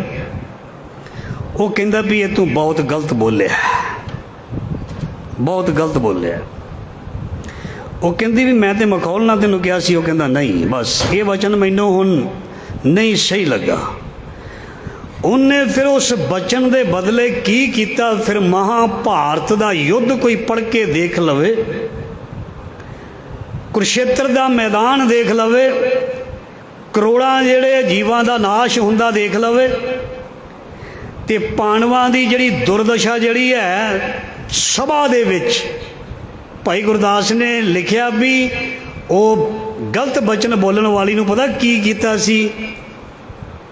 ਦੁਸ਼ਾਸਨ ਨੇ ਮੱਥੇ ਵਾਲ ਦ੍ਰੋਪਦੀ, ਮੱਥੇ ਵਾਲ ਮਤਲਬ ਉਹਦੇ ਵਾਲ, ਉਹਦੀਆਂ ਜ਼ੁਲਫਾਂ, ਉਹਦੀਆਂ ਮੀਡੀਆਂ ਜਿਹੜੀਆਂ ਖਿਲਾਰ ਦਿੱਤੀਆਂ, ਉਹਦੇ ਵਾਲ ਖਿਲਾਰ ਦਿੱਤੇ। ਭਾਈ ਗੁਰਦਾਸ ਜੀ ਦੀ ਵਾਰ ਵਿੱਚ ਲਿਖਿਆ ਮੱਥੇ ਵਾਲ ਦ੍ਰੋਪਦੀ ਆਂਦੀ ਵਿੱਚ ਸਭਾ ਦੁਸ਼ਾਸਨ ਹੈ। ਦੁਸ਼ਾਸਨ ਜਿਹੜਾ ਸੀ ਉਹ ਵੀ ਦਿਓਰ ਸੀ ਦੁਰਯੋਧਨ ਤੋਂ ਛੋਟਾ। ਕਹਿੰਦਾ ਲੈ ਕੇ ਆ ਉਹਨੂੰ, ਔਰ ਘੜੀਸ ਕੇ ਲੈ ਕੇ ਆ, ਇਸ ਤਰ੍ਹਾਂ ਲੈ ਕੇ ਆ। ਉਸ ਨੂੰ ਇਸੇ ਤਰ੍ਹਾਂ ਹੀ ਲਿਆ ਕੇ ਤੇ ਸਭਾ ਦੇ ਵਿੱਚ ਖੜਾ ਕਰਕੇ ਉੱਥੇ ਦ੍ਰੋਣਾਚਾਰੀਆ, ਭੀਸ਼ਮ, ਧ੍ਰਿਤਰਾਸ਼ਟਰ, ਕੁੱਲ ਗੁਰੂ, ਵੱਡੇ ਵੱਡੇ ਮਹਾਰਾਜਾ, ਕਸ਼ਤਰੀ, ਬ੍ਰਾਹਮਣ, ਵੇਦ ਸ਼ਾਸਤਰਾਂ ਦੇ ਗਿਆਤਾ ਬੈਠੇ ਨੇ, ਪਰ ਕੋਈ ਵੀ ਹਾਂ ਦਾ ਨਾਰਾ ਨਹੀਂ ਮਾਰਦਾ ਪਿਆ। ਉਸ ਨੂੰ ਉਸ ਦਾ ਖਮਿਆਜਾ ਜਿਹੜਾ ਸੀ, ਆਪਣੀ ਇੱਜ਼ਤ ਜਿਹੜੀ ਸੀ, ਉਸ ਨੂੰ ਉਹ ਕੁਝ ਸਮਾਂ ਵਾਸਤੇ ਖੋਣੀ ਪਈ। ਭਾਵੇਂ ਬਾਅਦ ਵਿੱਚ ਉਸ ਦੀ ਪੱਤ ਜਿਹੜੀ ਸੀ ਕ੍ਰਿਸ਼ਨ ਮਹਾਰਾਜ ਜੀ ਨੇ ਢੱਕੀ, ਨਿਰਗੁਣ ਰਾਖ ਲਿਆ, ਸੰਤਨ ਕਾ ਸਦਕਾ ਸਤਿਗੁਰੂ ਢਾਕ ਲਿਆ, ਮੋਏ ਪਾਪੀ ਪੜਦਾ। ਪਰ ਉਹਨੂੰ ਬਚਨ ਦੇ ਬਦਲੇ ਜਿਹੜਾ ਸੀ ਉਹ ਜ਼ਿਲਤ, ਉਹ ਬੇਇੱਜ਼ਤੀ, ਉਹ ਨੁਕਸਾਨ, ਪਾਂਡਵਾਂ ਨੂੰ ਬਨਵਾਸ ਮਿਲ ਗਿਆ। ਇਹ ਸਭ ਕੁਝ ਸਹਿਣਾ ਪਿਆ। ਕਿਉਂ? ਮੈਂ ਬੇਨਤੀ ਸ਼ੁਰੂ ਕੀਤੀ ਸੀ ਤਪਸ਼। ਬਾਹਰਲੀ ਤਪਸ਼ ਨੇ ਸਰੀਰ ਨੂੰ ਪ੍ਰਭਾਵਿਤ ਕੀਤਾ, ਅੰਦਰਲੀ ਤਪਸ਼ ਮਤਲਬ ਮਨ ਦੇ ਵਿੱਚੋਂ ਜਦੋਂ ਗਲਤ ਚੀਜ਼ ਨਿਕਲੀ ਕਿਸੇ ਦੇ ਵੀ, ਉਸ ਨੂੰ ਉਸ ਚੀਜ਼ ਨੇ ਕਦੀ ਵੀ ਸੁੱਖ ਨਹੀਂ ਦੇਣਾ। ਇਹ ਬਾਣੀ ਵਿੱਚ ਲਿਖਿਆ, ਨਾਨਕ ਫਿੱਕੈ ਬੋਲੀਐ ਤਨ ਮਨ ਫਿੱਕਾ ਹੋਏ, ਫਿੱਕੋ ਫਿੱਕਾ ਸਦੀਐ ਫਿੱਕੇ ਫਿੱਕੀ ਸੋਏ। ਫਿੱਕਾ ਦਰਗੇ ਸੱਟੀਏ ਮੂੰਹ ਥੁੱਕਾ ਫਿੱਕੇ ਪਾਏ, ਫਿੱਕਾ ਮੂਰਖ ਆਖੀਏ ਪਾਣਾ ਲਏ ਸਜਾਏ। ਬਾਣੀ ਦੇ ਵਿੱਚ ਤੇ ਲਿਖ ਦਿੱਤਾ ਅੰਦਰੋਂ ਝੂਠੇ ਪੈਜਵਾਰ ਜਿਹੜਾ ਫਿੱਕਾ ਬੋਲਦਾ, ਮੋਹੇ ਮੂੰਹ ਪਾਣਾ ਖਾਏ। ਪਾਣੇ ਦਾ ਪਾਣਾ ਹਾਂ ਦਾ ਮਤਲਬ ਹੁੰਦਾ ਜੁੱਤੀਆਂ। ਇਸ ਤਰ੍ਹਾਂ ਦੀ ਮਾਰ ਕਹਿੰਦੇ ਉਸ ਨੂੰ ਪੈਂਦੀ ਹੈ। ਤੇ ਉਹ ਤਨ ਤੇ ਮਨ ਕਰਕੇ ਜਿਹੜਾ ਕੋਈ ਫਿੱਕੀ ਸਬਜ਼ੀ, ਫਿੱਕੀ ਕੋਈ ਚੀਜ਼ ਕਿੰਨੀ ਕੁ ਸਵਾਦ ਲੱਗਦੀ ਹੈ। घर के मैंबर कौली परे रख देंगे ने, कई बार उच्ची भी बोल देंगे ने। चज नहीं बनाने का, फिक्की चीज़ है, फिक्की चीज़ है। उच्ची दान फिक्का पकवान, ये उस चीज़ ने नहीं असी लेना भी तेरी बोल बाणी कैसी है, तेरे अंदरों की निकलदा है भी पकवान सही है। मतलब कहने का भी अंदरों आ रही आवाज़ जड़ी है वो पॉजिटिव है। तो फिर वो जड़ी चीज़ ने बहुत दूर तक दुर्योधन का परिवार ते उधर पांडवां का परिवार खेरू खेरू होया। सो कहने का भाव है, महाराज जी कहते ने तपश इस महीने दे विच बाहरों ते जड़ी हुम्मस पड़ास ते है, जे अंदर रह गई ना, याद रखी तैनों ही उस पड़ास ने खत्म कर देना, जिमें पानी नू खत्म कर दिता अग्नि ने। पानी ने बहुत कुछ सवारना सी, गर्म होके उसने हो सकता सी कोई सब्जी दे विच पै जांदा, कोई किसी की प्यास बुझा दिंदा, उहदे विच कीटाणु मर जाते जिमें असी गर्म करके पानी पीने लिए रख लेने हाँ।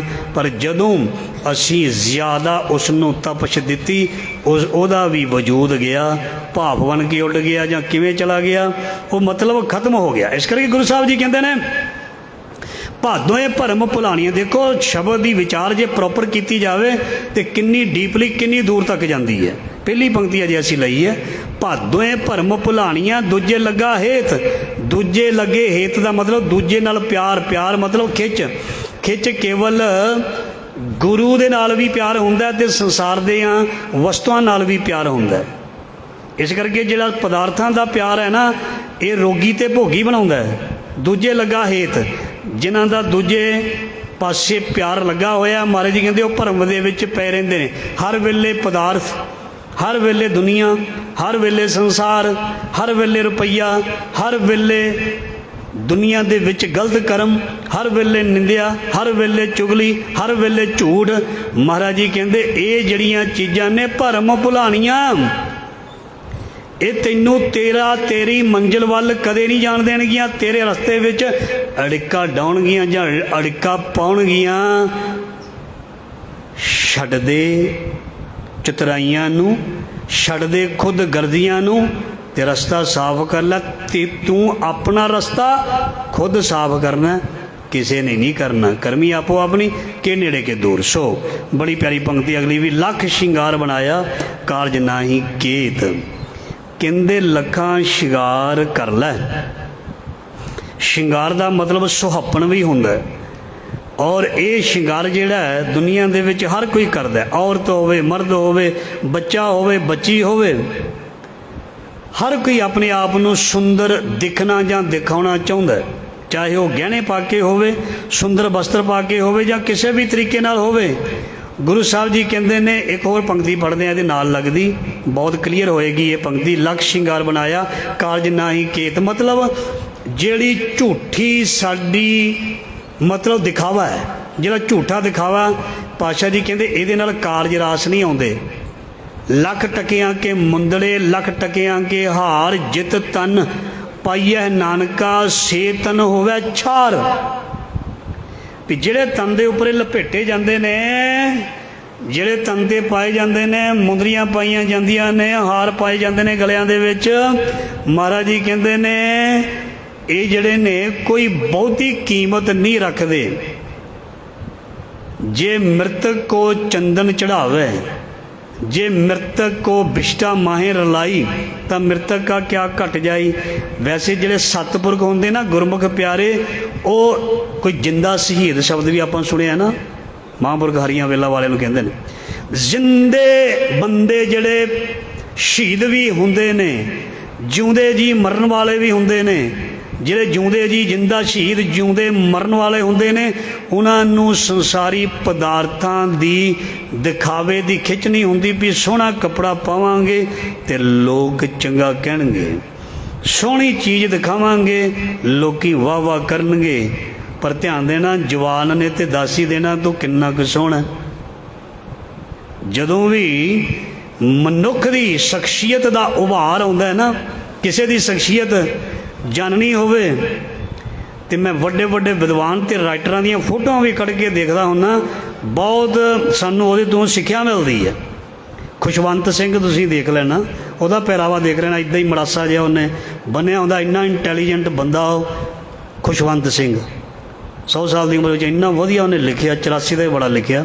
ਉਹਨਾਂ ਦੀਆਂ ਫੋਟੋਆਂ ਦੇਖੋ, ਇਹ ਜ਼ਰੂਰੀ ਨਹੀਂ ਵੀ ਕੋਈ ਤਿੱਖੀ ਗੋਲ ਨੋਕ ਵਾਲੀ ਪੱਗ ਜਾਂ ਸੋਹਣੀ ਟਾਈ ਸ਼ਾਈ ਲਾ ਕੇ ਬੂਟ ਪੱਗ ਪਹਿਨ ਕੇ ਜਾਂ ਸੋਹਣੇ ਕੱਪੜੇ ਪਾ ਕੇ ਵੀ ਉਹ ਉੱਚੀ ਸੂਰਤ ਅਤੇ ਸੀਰਤ ਦਾ ਮਾਲਕ ਹੋਏਗਾ। ਇਹ ਤਾਂ ਮਨੁੱਖ ਦੀ ਸੋਚ ਰਾਹੀਂ। ਪਿੰਗਲਵਾੜੇ ਭਗਤ ਪੂਰਨ ਸਿੰਘ ਦੀ ਫੋਟੋ ਦੇਖੀਏ ਨਾ, ਬਸ ਸਿੱਧਾ ਹੀ ਬਸ ਕੁੜਤਾ ਪਜਾਮਾ ਉੱਚਾ ਜਿਹਾ ਹੀ, ਪਰ ਉਹਨਾਂ ਵਰਗਾ ਦੁਨੀਆ 'ਚ ਕੌਣ ਬਣ ਸਕਦਾ? ਮਦਰ ਟਰੇਸਾ ਨੂੰ ਦੇਖ ਲਓ ਜਾਂ ਹੋਰ ਕੋਈ ਦੇਖ ਲਓ ਇੱਦਾਂ ਦੇ ਜਿਹੜੇ ਜਿਨ੍ਹਾਂ ਨੇ ਸਮਾਜ ਦੇ ਲਈ ਮਰ ਮਿਟੇ ਨੇ। ਉਹ ਉਹਨਾਂ ਦੇ ਲਈ ਇਹ ਸੰਸਾਰੀ ਪਦਾਰਥਾਂ ਜਿਹੜੀਆਂ ਚੀਜ਼ਾਂ ਨੇ ਤੁਛ ਨੇ ਕੁਛ ਨਹੀਂ ਹੈ। ਮਹਾਰਾਜ ਜੀ ਇਸੇ ਕਰਕੇ ਲੱਖ ਸ਼ਿੰਗਾਰ ਬਣਾਇਆ ਕਾਰਜ ਨਾਹੀ ਕੇਦ। ਤੇਰੇ ਸ਼ਿੰਗਾਰ ਨੇ, ਤੇਰੀ ਮਾਇਆ ਨੇ, ਤੇਰੀ ਵਕਤੀਅਤ ਨੇ, ਤੇਰੇ ਪਦ ਨੇ, ਤੇਰੇ ਅਹੁਦੇ ਨੇ, ਤੇਰੇ ਕਾਰਜ ਰਾਸ ਨਹੀਂ ਕਰਨੇ। ਔਰ ਮਾਲਕ ਦੇ ਨਾਲ ਜਿਹੜਾ ਤੇਰਾ ਅੰਦਰੋਂ ਪ੍ਰੇਮ ਹੈ ਉਸ ਨੇ ਮਾਰਗਦਰਸ਼ਨ ਕਰਨਾ, ਉਸ ਨੇ ਤੈਨੂੰ ਤੋੜ ਲੈ ਕੇ ਜਾਣਾ। ਬਾਹ ਨਾਨਕ ਨੇ ਫੜਨੀ ਹੈ ਕਿ ਜਾਂ ਕਿਸੇ ਅਫਸਰ ਨੇ ਫੜਨੀ ਹੈ? ਠੀਕ ਹੈ, ਸਿਪਾਹੀ ਦੀ ਥਾਣੇਦਾਰ ਨੇ ਨਹੀਂ ਫੜਨੀ, ਥਾਣੇਦਾਰ ਦੀ ਇੰਸਪੈਕਟਰ ਨੇ ਨਹੀਂ ਫੜਨੀ, ਇੰਸਪੈਕਟਰ ਦੀ ਅੱਗੇ ਫਿਰ ਜਿਹੜੇ ਅੱਗੇ ਤੋਂ ਅੱਗੇ DSP ਜਾਂ SSP ਅੱਗੇ ਵੱਧਦੇ ਜਾਂਦੇ ਨੇ, ਉਹਨਾਂ ਨੇ ਨਹੀਂ ਫੜਨੀ। ਬਾਂਹ ਉਸ ਨੇ ਹੀ ਫੜਨੀ ਹੈ ਜਿਸ ਨੇ ਸਾਨੂੰ ਪੈਦਾ ਕੀਤਾ। ਪਹਿਲਾਂ ਵੀ ਬਾਂਹ ਉਹਦੇ ਹੱਥ ਸੀ, ਅਤੇ ਬਾਂਹ ਪਕੜ ਸਤਿਗੁਰ ਨਿਸਤਾਰਾ ਅਗਨ ਸਾਗਰ ਬੂਢਤ ਸੰਸਾਰ। ਇਸ ਕਰਕੇ ਗੁਰੂ ਸਾਹਿਬ ਜੀ ਕਹਿੰਦੇ ਨੇ ਤੇਰੇ ਸ਼ਿੰਗਾਰਾਂ ਦੀ ਗੱਲ ਦੱਸੀਏ ਹੁਣ ਅਗਲੀ ਪੰਕਤੀ ਵਿੱਚ। ਜਿਤ ਦਿਨ ਦੇਹ ਬਿਨ ਸਸੀ ਤਿਤ ਵੇਲੇ ਕੈਸਨ ਪ੍ਰੇਤ। ਮਹਾਰਾਜ ਜੀ ਕਹਿੰਦੇ ਇਹੀ ਸਰੀਰ ਜਿਹਦੇ ਉੱਪਰ ਅਤਰ ਵੀ ਲੱਗਦਾ ਸੀ, ਸੈਂਟ ਵੀ ਬਹੁਤ ਸੋਹਣੇ ਲੱਗਦੇ ਸੀ, ਪਰਫਿਊਮ ਅਤੇ ਹਾਰ ਸ਼ਿੰਗਾਰ ਵੀ ਹੁੰਦੇ ਸੀ, ਬਹੁਤ ਕੁਝ ਹੁੰਦਾ ਸੀ। ਮਹਾਰਾਜ ਜੀ ਕਹਿੰਦੇ ਜਦੋਂ ਪ੍ਰਾਣੀ ਪ੍ਰਾਣ ਗਏ ਬਾਹਰ, माटी को पूतरा कैसे नचत है, देखे सुने बोले दौड़ियो फिरद है। जब कछ पावे तब गर्भ करता है, माया गई तब रोवन लगता है। जिमें न्याणी का खिडौना टुट जाता है तो वह रोंदा है। तो महाराज जी कहते इस तरह जो सियाणा बियाणा जदों वो कोलों आया जाती वह भी रोंदा। ਨਿਆਣਾ ਖਿਡੌਣਾ ਜਾਣ ਦੇ ਟੁੱਟਣ ਦੇ ਰੋਂਦਾ ਹੈ। ਸਿਆਣਾ ਬਿਆਣਾ ਦੁਨੀਆ ਦੇ ਵਿੱਚੋਂ ਦੁਨਿਆਵੀ ਪਦਾਰਥ ਜਾਣ ਤੋਂ ਮਾਇਆ ਗਈ ਤਬ। ਭਗਤ ਰਵਿਦਾਸ ਜੀ, ਮਾਇਆ ਗਈ ਤਬ ਰੋਵਣ ਲੱਗਦਾ ਹੈ। ਲੱਖ ਸ਼ਿੰਗਾਰ ਬਣਾਇਆ ਕਾਰਜ ਨਾਹੀ ਕੇਦ। ਜਿਤ ਦਿਨ ਦੇਹ ਬਿਨਸਸੀ ਤਿਤ ਵੇਲੇ ਕੈਸਨ ਪ੍ਰੇਤ। ਜਿੱਦਣ ਦੇਹ ਬੰਦੇ ਦੀ ਬਿਨਸਦੀ ਹੈ ਨਾ, ਸਾਡੇ ਵੈਸੇ ਇੱਧਰ ਹਿੰਦੁਸਤਾਨ ਦੇ ਵਿੱਚ, ਮੈਂ ਬਾਹਰਲੀ ਗੱਲ ਨਹੀਂ ਕਰਦਾ, ਜਿਹੜਾ ਇੱਥੇ ਕਫਨ ਤਿਆਰ ਕਰਦੇ ਨੇ ਜੋ ਬਾਣੀ ਦੀ ਪੰਕਤੀ ਉਹਦੇ ਮੁਤਾਬਕ, ਜਿਤ ਦਿਨ ਦੇਹ ਬਿਨਸਸੀ। ਸਾਡੇ ਛੇਤੀ ਛੇਤੀ ਕੱਪੜੇ ਬਣਾ ਕੇ, ਕਿਉਂਕਿ ਅਸੀਂ ਖੁਦ ਬਣਾਉਂਦੇ ਹਾਂ, ਮੈਂ ਵੀ ਬਣਾਏ ਨੇ। ਉਹ ਜਿਹੜਾ ਕਫਨ ਅਸੀਂ ਬਣਾਈ ਦਾ ਨਾ ਉਹਨੂੰ ਕੋਈ ਬੋਝਾ ਲੱਗਦਾ, ਐਵੇਂ ਸਿੱਧੀਆਂ ਸਲਾਈਆਂ ਮਾਰ ਕੇ ਭੰਨਦੇ ਵੀ ਨਹੀਂ, ਨਾ ਇੰਟਰਲੋਕ ਕਰੀ ਦੀ ਆ, ਸਿੱਧਾ ਹੀ ਉੱਦਾਂ ਹੀ ਮਾਰ ਮੋਰ ਕੇ ਜਿਵੇਂ ਨਾ ਮੋਏ ਹੋਏ। ਇੰਨਾ ਉਹ ਇਨਸਾਨ ਪਿਆਰਾ ਜ਼ਿੰਦਗੀ ਵਿੱਚ ਇੰਨਾ ਕੁਝ ਕੀਤਾ ਅਤੇ ਉਸ ਦੇ ਕਫਨ ਦੇ ਕੋਈ ਦਰਸ਼ਨ ਕਰ ਲਵੇ ਅਤੇ ਮੋਹ ਟੁੱਟ ਜਾਂਦਾ ਵੀ ਆਹ ਹੈ ਜਿਨ੍ਹਾਂ ਦੇ ਲਈ ਮੈਂ ਤੁਸੀਂ ਅਸੀਂ ਸਾਰੇ, ਜਿਨ੍ਹਾਂ ਦੇ ਲਈ ਅਸੀਂ। ਭਗਤ ਕਬੀਰ ਜੀ ਨੇ ਇੱਥੋਂ ਤੱਕ ਕਹਿ ਦਿੱਤਾ, ਉਹਨਾਂ ਨੇ ਹੱਦ ਹੀ ਕਰਦੀ, ਕਹਿੰਦੇ ਬਹੁ ਪ੍ਰਪੰਚ ਕਰ ਪਰ ਧਨ ਲਿਆਵੈ ਸੁੱਤ ਦਾਰਾ ਪੈ। ਜਿੰਨਾ ਅਸੀਂ ਧਨ ਅਸੀਂ ਸਾਰੇ ਇਕੱਠਾ ਕਰਦੇ ਹਾਂ, ਧੀ ਲਈ, ਪੁੱਤਰ ਲਈ, ਅੱਗੇ ਪਰਿਵਾਰ ਲਈ ਕਰਦੇ ਜਾਂ ਆਪਣੇ ਬੁਢੇਪੇ ਲਈ। ਭਗਤ ਕਬੀਰ ਜੀ ਕਹਿੰਦੇ ਸੁਣ ਲਓ, ਬਹੁ ਪ੍ਰਪੰਚ ਕਰ ਪਰ ਧਨ ਲਿਆਵੈ ਸੁੱਤ ਦਾਰਾ ਪੈ ਆਨ ਲੁਟਾਵੈ। ਮਨ ਮੇਰੇ ਭੁੱਲੇ ਕਪਟ ਨਾ ਕੀਜੇ ਅੰਤ ਨਵੇਰਾ ਤੇਰੇ ਜੀ ਪੈ ਲੀਜੈ। ਉਹ ਥੋੜ੍ਹਾ ਸ਼ਕ ਲਈ ਕੋਈ ਗੱਲ ਨਹੀਂ, ਤੇਰੇ ਜੀ ਪ੍ਰਾਣ ਤੇਰੀ ਜਿੰਦ ਨੂੰ ਨਿਚੋੜ ਕੇ ਲੇਖਾ ਲੀਜੈ ਤਿਲ ਜਿਉਂ ਪੀੜੀ। ਤੈਨੂੰ ਪੀੜ ਕੇ ਜਿਵੇਂ ਕੋਲੂ ਦੇ ਵਿੱਚ ਪੀੜੀ ਦੇ ਆ ਨਾ ਉਹ ਕੱਢੀ ਦਾ ਵਿੱਚੋਂ ਤੇਲ ਜਿਹੜਾ ਅਸੀਂ ਸਰੋਂ ਦਾ ਖਾਸ ਕਰਕੇ ਕਢਾਉਂਦੇ ਹਾਂ, ਕੀ ਹਾਲ ਹੁੰਦਾ। ਅਤੇ ਉਹ ਕਹਿੰਦੇ ਇਸ ਤਰ੍ਹਾਂ ਲੇਖਾ ਹੁੰਦਾ, ਜਿਤ ਦਿਨ ਦੇਹ ਬਿਨਸਸੀ। ਉਸ ਵੇਲੇ ਤਾਂ ਕਫਨ ਵੀ ਚੱਜਦਾ ਨਹੀਂ ਪਾਉਂਦੇ, ਪਰ ਬਾਹਰਲੀਆਂ ਕੰਟਰੀਆਂ ਇਜ਼ ਬੈਟਰ। ਬਹੁਤ ਸੋਹਣਾ ਉਹ ਉੱਥੇ ਨਾ ਜਿਹੜਾ ਹੁੰਦਾ ਨਾ ਮੁਰਦਾ, ਉਹਨੂੰ ਬਹੁਤ ਸੋਹਣਾ ਤਿਆਰ ਕਰਦੇ ਨੇ, ਬਿਲਕੁਲ ਸੋਹਣੇ ਕੱਪੜੇ ਟਾਈ ਲਾ ਕੇ, ਪੂਰਾ ਇੱਥੇ ਵਾਂਗੂ ਨਹੀਂ ਮਾਰਿਆ ਚੱਕ ਕੇ ਭਰਾ, ਨਹੀਂ, ਬਹੁਤ ਵਧੀਆ ਤਰੀਕੇ ਨਾਲ ਉਹ ਮੁਰਦੇ ਦੀ ਵੀ ਕਦਰ ਕਰਦੇ ਨੇ। ਵੈਸੇ ਉਹਨਾਂ ਨੂੰ ਸਿਸਟਮ ਨੇ ਸਿਖਾਇਆ, ਸਾਡੇ ਇੱਥੇ ਸਿਖਾਇਆ ਨਹੀਂ। ਸੋ ਗੁਰੂ ਸਾਹਿਬ ਜੀ ਕਹਿੰਦੇ ਜਿਤ ਦਿਨ ਦੇਹ ਬਿਨਸਸੀ ਤਿਤ ਵੇਲੇ ਕੈਸਨ ਪ੍ਰੇਤ। ਜਿੱਦਣ ਪ੍ਰਾਣੀ ਦੇ ਪ੍ਰਾਣ ਨਿਕਲ ਜਾਂਦੇ ਨੇ ਉਸ ਵੇਲੇ ਕਹਿੰਦੇ ਹੈ ਵੀ ਇਹਨੂੰ ਹੁਣ ਅੱਜ ਦੀ ਰਾਤ ਰੱਖਣਾ ਖਤਰਾ ਹੈ। ਮੁਰਦੇ ਨੂੰ ਘਰ ਵਿੱਚ ਰੱਖਣ ਲਈ ਕੋਈ ਰਾਜੀ ਨਹੀਂ। ਜੇ ਭੁੱਲ ਭੁਲੇਖੇ ਕੋਈ ਰੱਖ ਵੀ ਲਏ, ਸਾਰੀ ਰਾਤ ਜਾਗਦੇ ਰਹਿੰਦੇ ਨੇ। ਔਰ ਕਈ ਤਰ੍ਹਾਂ ਦੇ ਢਗਵੰਜ ਕਰਦੇ ਨੇ ਵੀ ਇਹ ਕਿਤੇ ਇੱਥੇ ਅੰਦਰ ਪੱਕਾ ਹੀ ਨਾ ਰਹਿ ਜੇ ਜਾਂ ਰਹਿ ਜੇ। ਇਸ ਕਰਕੇ ਇਹਨੂੰ ਫ੍ਰਿਜਰ 'ਚ ਬਾਹਰ ਕਿਤੇ ਕੱਢਿਆ ਉਹ ਲਾਇਓ, ਮਤਲਬ ਉਸ ਨੂੰ ਰੱਖਿਆ ਨਹੀਂ ਜਾਂਦਾ। ਕੀ ਕਿਹਾ ਦਿੱਤਾ ਜਾਂਦਾ? ਓਹੋ ਰੇ ਬੌਰੇ ਤੋਹੇ ਘਰੀ ਨਾ ਰਾਖੇ ਕੋਈ, ਤੂੰ ਰਾਮ ਨਾਮ ਜਪ ਸੋਈ। ਉਹ ਪਾਗਲਾ ਬੇਵਕੂਫਾ, ਬਾਣੀ ਵਿੱਚ ਲਿਖਿਆ ਬਾਵਰੇ। ਬਾਵਰੇ ਦੇ ਅਰਥ ਮਹਾਨ ਕੋਸ਼ ਵਿੱਚ ਪੜ੍ਹ ਲੈਣੇ। ਇੱਕ ਲਫ਼ਜ਼ ਦੇ ਕਈ ਕਈ ਅਰਥ ਨੇ, ਉਹ ਅਲੱਗ-ਅਲੱਗ ਜਗ੍ਹਾ ਅਲੱਗ-ਅਲੱਗ ਤਰ੍ਹਾਂ ਫਿੱਟ ਕੀਤੇ ਜਾਂਦੇ ਨੇ। ਜਿਤ ਦਿਨ ਦੇ ਬਿਨਸਸੀ ਤਿਤ ਵੇਲੇ ਕੈਸਨ ਪ੍ਰੇਤ। ਜਦੋਂ ਮਨੁੱਖ ਦਾ ਸਰੀਰ ਸ਼ਾਂਤ ਹੁੰਦਾ ਜਾਂ ਠੰਡਾ ਹੁੰਦਾ ਜਾਂ ਪ੍ਰਾਣੀ ਦੇ ਪ੍ਰਾਣ ਨਿਕਲਦੇ ਨੇ, ਤੇ ਗੁਰੂ ਸਾਹਿਬ ਜੀ ਕਹਿੰਦੇ ਨੇ ਫਿਰ ਮਨੁੱਖ ਨੂੰ ਲੋਕ ਪ੍ਰੇਤ ਵਾਂਗੂ ਸਮਝਦੇ ਨੇ। ਮਤਲਬ ਉਸ ਨੂੰ ਇੱਦਾਂ ਸਮਝਦੇ ਨੇ ਵੀ ਇਹ ਡਰਾਵਣੀ ਚੀਜ਼ ਹੈ, ਡਰਾਵਣੀ ਚੀਜ਼ ਹੈ। ਮੁਰਦੇ ਜਿਹੜੇ ਨੇ ਕਦੀ ਵੀ ਘਰੋਂ ਚੋਰੀ ਨਹੀਂ ਕਰਦੇ। ਧਿਆਨ ਦੇਣਾ, ਜਿੰਦਰਾ ਕਿਤੋਂ ਲਾਇਆ ਜਾਂਦਾ, ਕਿਸੇ ਮੁਰਦੇ ਨੂੰ ਘਰ ਦੇ ਬਾਹਰ ਰੱਖ ਦਿਓ ਤੇ ਉਹ ਰਾਤ ਨੂੰ ਚੋਰੀ ਕਰ ਲਏਗਾ। ਜਿਹੜੇ ਜਿਉਂਦੇ ਜੀ ਮੁਰਦੇ ਫਿਰਦੇ ਆ ਨਾ, ਮੈਂ ਵੀ ਪੰਕਤੀ ਪੜ੍ਹਦਾ ਵੀ ਜਿਉਂਦੇ ਜੀ ਕਿਹੜੇ ਮੁਰਦੇ ਨੇ। ਜਿਹੜੇ ਜਿਉਂਦੇ ਜੀ ਮੁਰਦੇ ਫਿਰਦੇ ਆ ਨਾ, ਸੋਹਣੇ ਸੁਨੱਖੇ, ਉਹਨਾਂ ਲਈ ਕੀ ਗਿਆ? ਅਤ ਸੁੰਦਰ ਕਲੀਨ ਮੁਖ ਚਤੁਰ ਗਿਆਨੀ ਧਰਮੰਤ ਮ੍ਰਿਤਕ ਕਹੀਏ ਨਾਨਕਾ, ਜੈ ਪ੍ਰੀਤ ਨਾਹੀ ਭਗਵੰਤ। ਮ੍ਰਿਤਕ ਦਾ ਮਤਲਬ ਮੁਰਦਾ। ਉਹ ਲੋਕ ਮੁਰਦੇ ਨੇ ਜਿਨ੍ਹਾਂ ਕੋਲ ਪ੍ਰੀਤ ਨਹੀਂ ਭਗਵੰਤ ਦੇ ਨਾਲ, ਅਕਾਲ ਪੁਰਖ ਦੇ ਨਾਲ। ਇਸ ਕਰਕੇ ਉਹ ਐਸੇ ਮੁਰਦੇ ਨੇ ਤੁਰਦੇ ਫਿਰਦੇ ਜਿਹੜੇ ਘਰਾਂ ਦੇ ਵਿੱਚੋਂ ਡੱਕ ਕੇ ਚੋਰੀਆਂ ਕਰ ਲੈਂਦੇ ਨੇ ਔਰ ਬੰਦੇ ਨੂੰ ਮਾਰਨ ਤੱਕ ਜਾਂਦੇ ਨੇ, ਨੁਕਸਾਨ ਕਰਦੇ ਨੇ। ਇੱਕ ਜਿਹਦੇ ਅੰਦਰੋਂ ਪ੍ਰਾਣੀ ਦੇ ਪ੍ਰਾਣ ਚਲੇ ਗਏ, ਉਹ ਕਿਸੇ ਦਾ ਨੁਕਸਾਨ ਨਹੀਂ ਕਰਦਾ। ਇਹ ਤੇ ਇੱਕ ਮਨ ਦਾ ਡਰਾਵਾ ਹੈ, ਹੋਰ ਕੁਝ ਵੀ ਨਹੀਂ। ਮੁਰਦਾ ਕਿਸੇ ਨੂੰ ਕੁਝ ਨਹੀਂ ਕਹਿੰਦਾ, ਨਾ ਮੁਰਦਾ ਆ ਕੇ ਚਿਮੜਦਾ ਅਤੇ ਨਾ ਮੁਰਦਾ ਕੋਈ ਨੁਕਸਾਨ ਕਰਦਾ। ਇਸ ਕਰਕੇ ਮਨੁੱਖ ਨੂੰ ਸਭ ਨਾਲ ਪਿਆਰ ਕਰਨ ਦੇ ਲਈ ਕਿਹਾ। ਮੁਰਦਾ ਤੇ ਸਿੱਖਿਆ ਦਿੰਦਾ, ਮੁਰਦਾ ਤੇ ਗਿਆਨ ਦਿੰਦਾ। ਮੁਰਦਾ ਜਿੰਨਾ ਗਿਆਨ ਦਿੰਦਾ ਹੈ ਨਾ, ਉਨੀ ਕੋਈ ਚੀਜ਼ ਗਿਆਨ ਨਹੀਂ ਦਿੰਦੀ। ਸ਼ਮਸ਼ਾਨ ਘਾਟ ਦੇ ਵਿੱਚ ਜਿੰਨਾ ਮਨ ਜਿਹੜਾ ਸ਼ਾਂਤ ਹੁੰਦਾ ਹੈ ਨਾ, ਹੋਰ ਕਿਧਰੇ ਜਾ ਕੇ ਨਹੀਂ ਹੁੰਦਾ। ਉੱਥੇ ਪਤਾ ਲੱਗਦਾ ਵੀ ਇੱਕ ਦਿਨ ਚਾਹੇ ਸੋਚੇ ਨਾ ਸੋਚੇ, ਪਤਾ ਲੱਗਦਾ ਵੀ ਇੱਥੇ ਆਉਣਾ ਹੈ। ਸੋ ਪਕੜ ਚਲਾਇਨ ਦੂਤ ਜਮ ਕਿਸੇ ਨਾ ਦੇਣੀ ਭੇਦ। ਜਿਸ ਨੇ ਕਰਮ ਨਹੀਂ ਕੀਤੇ ਹੁੰਦੇ, ਅੱਛੇ ਮਹਾਰਾਜ ਜੀ ਕਹਿੰਦੇ ਉਹਨਾਂ ਨੂੰ ਜਮਦੂਤ ਆ ਫੜ ਕੇ ਅੱਗੇ ਲਾ ਲੈਂਦੇ ਨੇ ਤੇ ਅੱਗੇ ਲੈ ਕੇ ਜਾਂਦੇ ਨੇ ਲੇਖੇ ਦੇ ਵਾਸਤੇ। ਛੱਡ ਖੜੋਤੇ ਖਿਣੇ ਮਾਹੇ ਜਿਨ ਸਿਓ ਲੱਗਾ ਹੈ। ਤੇ ਉਹ ਸਾਰੇ ਸੰਬੰਧੀ ਛੱਡ ਦਿੰਦੇ ਨੇ ਜਿਨ੍ਹਾਂ ਦੇ ਨਾਲ ਬੜਾ ਪ੍ਰੇਮ ਲੱਗਾ ਹੁੰਦਾ। ਉਹ ਵੀ ਕੀ ਕਰਨ, ਉਹਨਾਂ ਦੀ ਮਜਬੂਰੀ ਹੈ। ਕਿਉਂਕਿ ਜਦੋਂ ਕੋਈ ਬੰਦਾ ਹੁਣ ਤੁਰਨੋਂ ਹਟ ਗਿਆ, ਬੋਲਣੋਂ ਹਟ ਗਿਆ, ਗੱਲਾਂ ਕਰਨੋਂ ਹਟ ਗਿਆ, ਕੁਝ ਵੀ ਨਹੀਂ ਕਰ ਸਕਦਾ। ਸੋ ਕਾਇਆ ਜਿਹੜੀ ਹੈ ਉਹ ਬਿਲਕੁਲ ਉਹ ਸ਼ਾਂਤ ਹੋ ਗਈ। ਤੇ ਫਿਰ ਕੀ ਕੀਤਾ ਜਾਏ, ਮਜਬੂਰੀ ਹੈ, ਉਸ ਨੂੰ ਉਸੇ ਛੱਡ ਕੇ ਆਉਣਾ ਜਿੱਥੇ ਇਹਦਾ ਥਾਂ ਹੈ। ਹੱਥ ਮਰੋੜੇ ਤਨ ਕੱਪੇ ਸਿਆਹੋ ਹੋਆ ਸਿਹਤ। ਸੋ ਫਿਰ ਇਹ ਚੀਜ਼ ਨੂੰ ਦੇਖ ਕੇ ਬੰਦਾ ਪਛਤਾਉਂਦਾ ਹੈ, ਔਖਾ ਹੁੰਦਾ ਹੈ।